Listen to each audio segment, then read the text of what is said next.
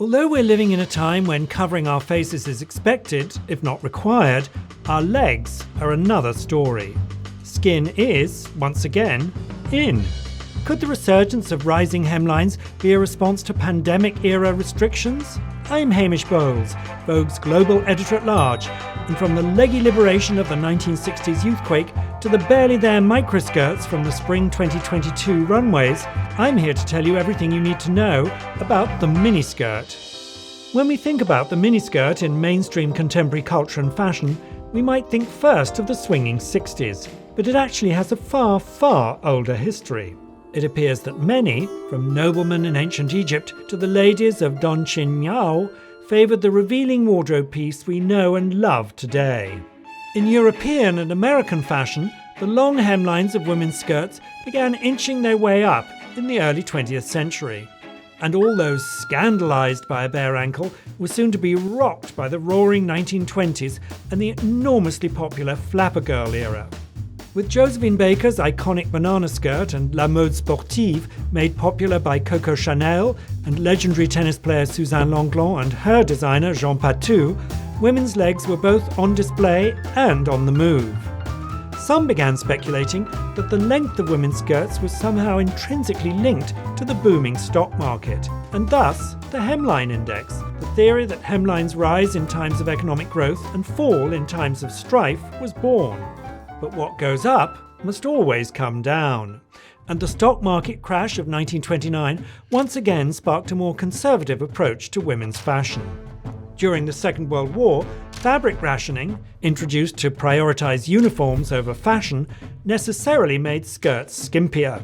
After the war, Christian Dior's new look brought long, full skirts into fashion, and it wasn't until the 1950s that rock and roll and youth dance crazes bred the need for shorter outfits women could groove in more freely.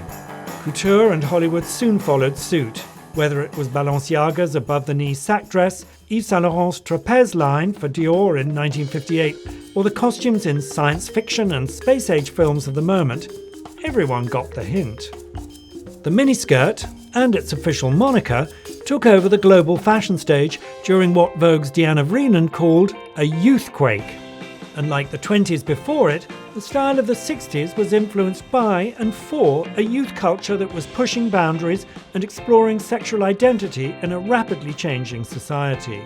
Mary Quant, often considered to have invented the miniskirt, although that is up for discussion, was a design leader in the London boutique movement, inspired by schoolgirls' dresses and the short skirts of tap dancers. Soon, everyone who was anyone couldn't be spotted without one. It was then that Courrèges achieved international acclaim for his 1964 collection, featuring miniskirts with an haute couture twist, while Paco Rabanne and Emmanuel Ungaro utilised metals, industrial plastics and synthetics to create ultra-modern, space-age accessories and garments. Not everyone, however, was on board the miniskirt spaceship. Many schools banned students from skirts above the knee. That's to say nothing of the fashion elite's disapproval, famously including Coco Chanel. She considered knees a woman's ugliest feature. But that didn't stop 39-year-old Jacqueline Kennedy from wearing this Valentino dress to her 1968 wedding to Aristotle Onassis. The miniskirt, it seemed, could transcend space, time, and age. The 1970s saw some respite from the mini-mania, thanks to the hippie era's long-flowing skirts and bell-bottoms. But by the 1980s, the miniskirt re-emerged as the answer for women everywhere. Frilly rah-rah skirts, working girl suits, and the unisex plaid kilts designed by Jean-Paul Gaultier in 1984 offered a new versatility to the item. And the craze hardly slowed its roll.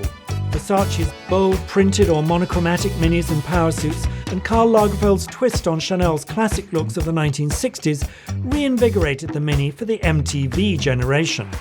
The early aughts saw the invention of the mini-mini or the microskirt, with the help of these paparazzi-obsessed it girls making the low-rise, highly cropped and often denim version a touchstone of the era. Now, almost 20 years later, that miniskirt is back, thanks in part to Miu Miu's Spring-Summer 2022 collection.